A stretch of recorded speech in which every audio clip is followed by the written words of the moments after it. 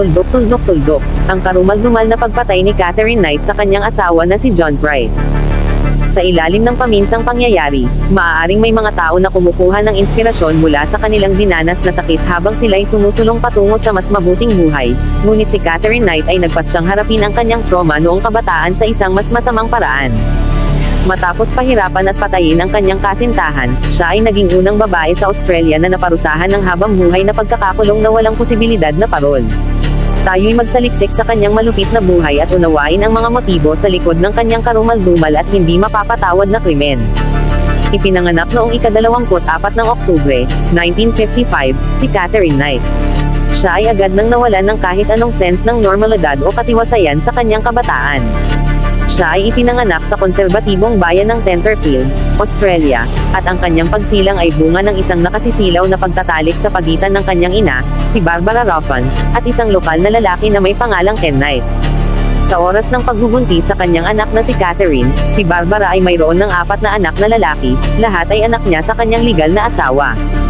Dahil sa bigat ng iskandalong ito, sa totoo lang, nakilala niya si Ken sa pamamagitan ng kanyang asawa, at kung gaano kabilis kumalat ang tsismis sa isang maliit na bayan, alam ni na Barbara at Ken na wala ng lugar para sa kanila sa Tenterfield.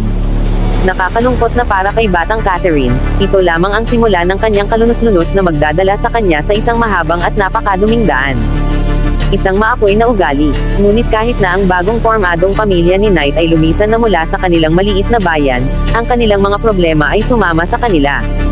Nagpasya si Barbara na iwan ang kanyang 4 na anak na lalaki sa kanyang dating asawa habang sila at si Ken ay lumipat na kasama ang kanilang 4 na anak kasama na rito si Catherine, na isa sa kanilang mga kambal na babae.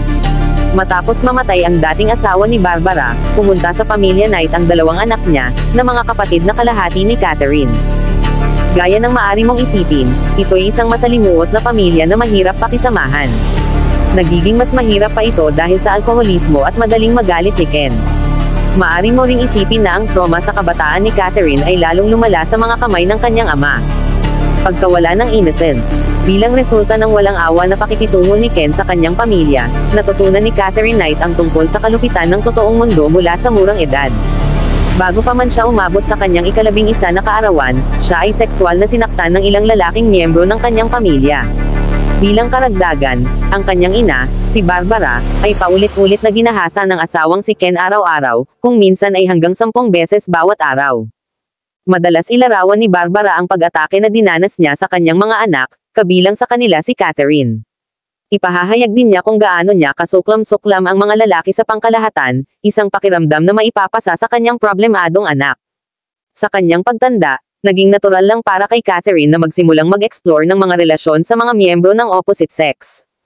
Habang nakikipag-date sa isang binatilyo, nilapitan ni Catherine ang kanyang ina para sa romantikong payo. Hindi siya sigurado kung paano tutugon sa isang sexual na kahilingan na ginawa ng kanyang kasintahan na hindi siya komportable sa pagtupad. Bilang resulta ng kanyang sariling mga paghihirap, ang kanyang ina ay hindi nakikiramay, na ipinaliwanag sa kanyang anak na dapat niyang tuparin ang kanyang kahilingan ng walang reklamo at magpatuloy sa buhay. Ang diskarte na ito ay nagdulot ng higit pang emosyonal na kawalang tatag ni Catherine, isang bagay na sisimulan niyang ipakita sa paaralan na magpapalubog sa kanya sa mainit na tubig. Ang bully. Nagdulot ng labis na galit si Catherine Knight mula sa kanyang magulong buhay sa tahanan, na sa huli ay dinala ito sa kanyang mga kasamahan sa paaralan. Habang modelong estudyante pagdating sa kanyang syllabus sa paaralan, mayroon siyang mahabang talaan ng pisikal na pananakot sa kanyang mga kaklase. Patuloy niyang tinatakot ang mga bata sa mas batang mga baitang at kahit minsan ay inatake ang isa pang kaklase gamit ang isang kutsilyo, na nasugatan ang isang guro na nagtangkang sirain ang away sa proseso. Sa edad na 15, nagpasya siyang huminto sa pag-aaral nang hindi man lang natutong bumasa o sumulat. Dahil nagpasya si Knight na talikuran ang anumang karagdagang pag-aaral, oras na para maghanap siya ng ilang uri ng trabaho. Ilang sandali matapos umalis sa paaralan, nakakuha siya ng trabaho sa isang pabrika ng damit, ngunit labis siyang hindi nasisiyahan sa larangang ito ng trabaho. Makalipas ang 1 taon, napunta si Knight sa kanyang pinapangarap na trabaho sa isang katayan kung saan siya ay naatasang putulin ang mga panloob na organo ng mga hayop. Ipinagmamalaki niya ang trabahong ito kaya isinabot niya ang kanyang unang set ng mga kutsilyo ng butcher sa ibabaw ng frame ng kanyang kama. Maliwanag, ang kanyang kakaibang hanay ng mga interes at kakaibang pag-uugali ay nagsimulang lumitaw sa ibabaw. Batang pag-ibig. Isang araw lang sa butcher shop noong 1973, nakita ni Knight ang isang katrabaho na nagngangalang David Kellett. Katulad ng ama ni Knight, siya ay isang galit na alkohol na may hindi kapani-paniwalang maikling fuse. Nataman si Knight. Ang nag-aapoy na init ng ulo ay nagdulot sa kanyang makatarungang bahagi ng mga santukan. Ngunit dahil sanay na siya sa karahasan, nagpa siya si Knight na sorpresahin ang kanyang bagong nobyo sa pamamagitan ng pagsali sa ilan sa kanyang mga scuffle. Sa panahong iyon napatunayan niya ang kanyang sarili na higit sa kakayahang gamitin ang kanyang mga kamao. Sa katunayan, hindi nagtagal ay nagsimula siyang magpakita ng mga palatandaan ng pangangibabaw kay Kellett sa kanilang relasyon. Dahil sa marami niyang away sa bar sa panig ng kanyang kasintahan, nakakuha si Knight ng reputasyon bilang isang taong hindi dapat pakialaman, isang bagay na wala kung hindi tumpak, tulad ng ipinakita ng kanyang lubos na pangangibabaw sa kanyang kasintahan, na siya mismo ay isang marahas, lalaki. Sa buong kaalaman sa kanyang posisyon ng awtoridad sa kanilang relasyon, sinubukan ni Knight na kumbansihin si Kellett na pakasalan siya noong 1974, isang taon lamang sa kanilang relasyon. Hindi lang siya lasing ng husto sa oras na iyon, ngunit binalaan siya ng sariling ina ni Catherine, tungkol sa panganib na idinulot ng kanyang anak na babae sa kanya, na nagsasabi na si Catherine ay, nakakawala ng tornilyo sa isang lugar. Ipinahayag pa niya na may kakayahang pumatay si Knight isang kalunos-lunos na sandali ng pag-iintindi sa kinabukasan. Ang kasalan. Sa kabila ng lahat ng ito, matagumpay si Catherine sa kanyang pagsisikap na kumbansihin si Kellett na pakasalan siya. Parang hindi mo naisip na lalala pa ito, napatunayan ng gabi ng kanilang kasal kung gaano ito. Matapos ang 3 beses na pakikipagtalik, naramdaman pa rin ni Catherine ang pagnanais na tapusin ang kanyang kasal kay Kellett sa ika-4 na pagkakataon. Dahil sa pagod, nakatulog si Kellett, kaya sinimulan siyang sakalin ni Catherine dahil sa pagkadismaya dahil sa kanyang natitirang hindi nasisiyahang pag-uudyok. Bagamat nagising si Kellett sa oras upang labanan siya, ito lang ang una sa maraming nakakaligalig na insidente sa roller coaster na ito ng kanilang buhay. Nagising ang halimaw. Habang ipinakita na ni Catherine ang kanyang likas na pagkauhaw sa karahasan, ang kanyang mga aksyon sa ngayon ay ang dulo lamang ng malaking bato ng yelo. Lalong naging kontrolado, marahas, at walang tiwala si Catherine kay Kellett. Sa katunayan, sa panahon ng pagtatalo ay nagpa siyang sunugin ang lahat ng damit ng kanyang asawa at hinaampas ito ng kawali sa likod ng ulo. Kasunod ng pag-ataking ito, tumakas si Kellett patungo sa bahay ng isang kapitbahay kung saan siya ay bumagsak pagdating doon. Kung ang kanilang relasyon ay hindi sapat na masama, ang mag-asawa ay gumawa ng hindi magandang desisyon na magdala ng isa pang stressor sa buhay at magkaroon ng mga anak. Ang mga bata ay hindi okay.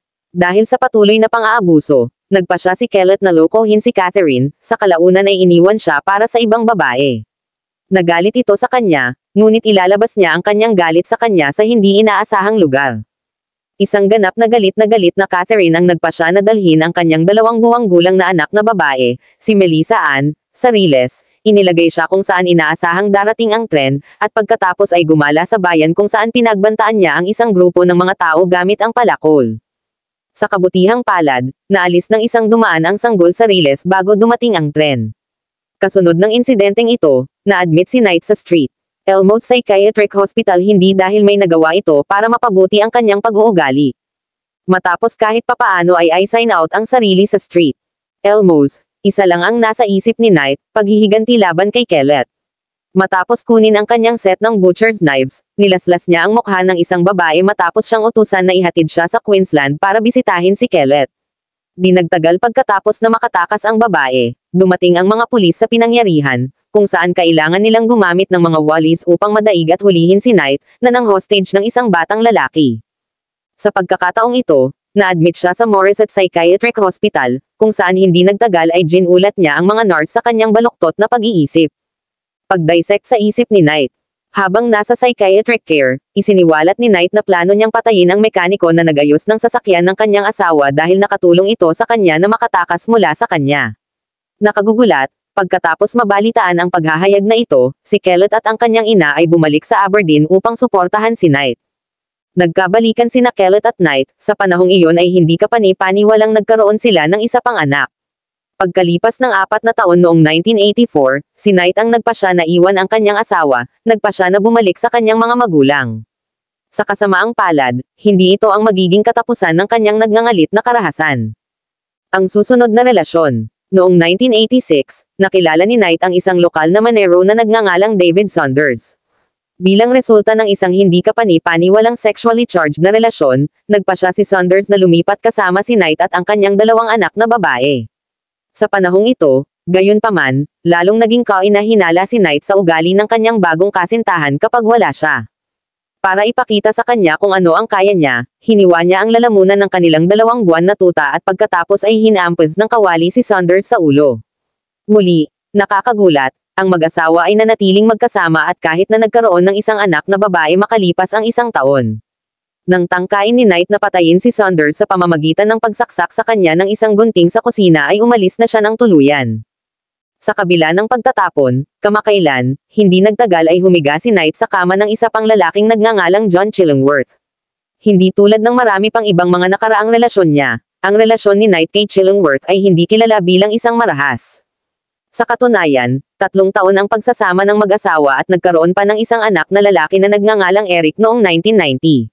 Natapos lamang ang kanilang relasyon nang matuklasan ni Chillingworth na nakipagrelasyon si Knight sa isang lalaking nagngangalang John Price. Sa una, tila natagpuan ni Catherine Knight ang tamang soulmate kay John Price. Ang kanilang relasyon ay tila ganap na normal sa unang ilang buwan at ang 2 nakatatandang anak ni Price, na nakatira sa kanya noong panahong iyon, ay nagustuhan pa ni Knight nang lumipat siya sa kanila noong 1995. Higit pa rito, ang trabaho ni Price bilang isang manero ay higit pa sa sapat, upang mapanatiling matatag at komportable ang pananalapi ng mag-asawa. Sa lahat ng nangyayari ng maayos, iminungkahi ni Knight kay Price noong 1998 na magpakasal sila. Sa kasamaang palad, hindi siya sumang-ayon, na humantong sa pagbagsak ng isa pang relasyon ang isang ito ay nakamamatay. Pagmamanipula ng sitwasyon. Gaya ng ginawa niya noon nang hindi natuloy ang mga bagay-bagay, nagpasya si Knight na kontrolin ang sitwasyon kasama si Price. Ninakaw niya ang ilan sa kanyang pera at binili ang kanyang sarili ng singsing, para palabasin na sila ay engaged na. Pagkatapos ay nagpasya siyang ilantad siya para sa pagnanakaw ng mga expired na first aid kit mula sa basurahan sa trabaho sa pamamagitan ng pagpapadala ng video sa kanyang amo, kaya pinaalis siya sa trabaho pagkatapos ng 17 taon sa kalakalan ng pagmimina. Pagkatapos ng isang ito, pinalayas siya ni Price sa bahay. Ilang buwan lang ang lumipas, gayunpaman, nahulaan mo na binawi niya siya, sa pagkakataong ito ay tumanggi siyang payagan siyang lumipat muli at nawala ang marami sa kanyang mga kaibigan dahil sa pagpapatuloy niya ng relasyon. Sa kasamaang palad, kaunti lang ang nagbago, at ang pagtatalo ng mag-asawa ay natuloy na parang normal.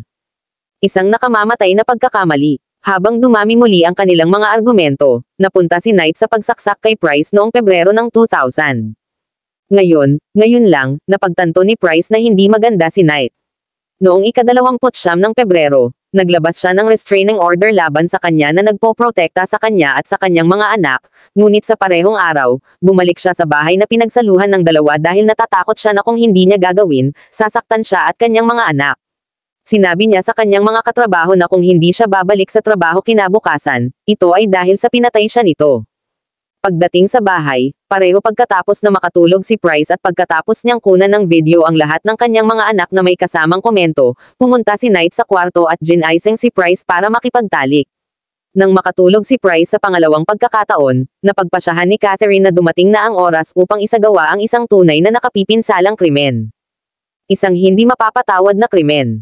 Sa isang sandali ng matinding kalupitan, kinuha ni Knight ang isa sa kanyang bagong talom na butcher knife mula sa tabi ng kanyang kama at hinukay ito, sinaksak niya si Price at kung bibilangin ay 37 beses sa kabuuan. Nagising sa panahon ng pag-atake si Price ngunit huli na ang lahat, dahil siya ay kritikal na nasugatan at siya ay nabigo sa kanyang pagtatangka na pagtakas sa kabila ng paglabas nito sa pintuan. Nang malubha siyang sumuko sa kanyang mga sugat, kinaladkad ni Knight ang kanyang katawan pababa ng hagdanan, binalatan ang kanyang bangkay, at isinabot sa isang kawit ng karne. Pinugutan niya ito ng ulo at pinutol ang mga bahagi ng katawan nito, na pagkatapos ay niluto niya, nilagay ni Knight ang asawa kasama ng mga ugat ng gulay. Ang nilagang ito ay inihain sa hapagkainan sa 2 lugar, sa harap nito ay mga sulat kamay na tala na may mga pangalan ng kanyang mga anak. Matapos hindi sumipot si Price sa trabaho kinaumagahan, iniulat ng kanyang mga katrabaho ang kanyang pagliban sa pulisya. Nang pumasok sila sa bahay, natagpuan nila si Knight na nakahandusay sa sahig, na comatose dahil sa pag-inom ng napakalaking pildores, kasama ang ebidensya ng kanyang tunay na karumal-dumal na krimen. Sa kabila ng mga setting ng nilagang tao sa mesa na inilaan upang ihain sa kanyang mga anak, natagpuan nila ang ulo ni Price sa isang kaldero sa kalan, mainit-init pa, at ang kanyang katawan ay nakaayos sa sopa, nakakrus ang mga binti at may hawak na isang walang laman na bote ng soda. Dito, nakita nila ang isang sulat na may bahid ng dugo na nagsasabing, "Nakabawi ka na ng panahon Johathon para sa pag-rape sa aking daughter kay Beck, anak ni Price, para kay Ross para kay Little John, kanyang anak. Ngayon makipaglaro sa maliit." Ang ari ni John kay John Price. Ang mga pahayag ng tala ay natagpuang ganap na walang batayan.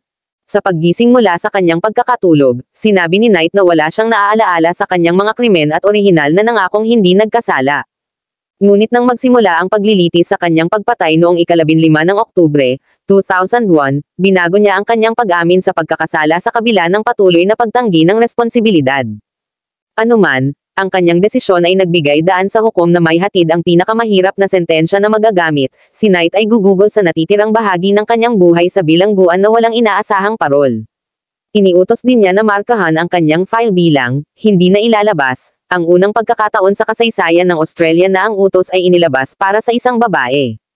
Nananatiling nakakulong si Knight sa Silverwater Women's Correctional Center pagkatapos ng apela noong 2006 sa kanyang sentensya na nagsasabing ito ay masyadong malupit para sa kanyang krimen ay tinanggihan ng korte. Siya ay iniulat na isang lola na, Queen Bee, na ginugugol ang kanyang oras sa pagniniting, pagpipinta, at hindi pinahihintulutan kahit saan malapit sa mga kutsilyo para sa isang nag-aangking takot na muling pumatay. Ang kanyang tunay na nakagigimbal na krimen ay patuloy na bumabagabag sa mga Australiano hanggang sa araw na ito, na tinatakpan ang kanyang katayuan bilang ang pinakanakakalamig na babaeng mamamatay tao sa Australia.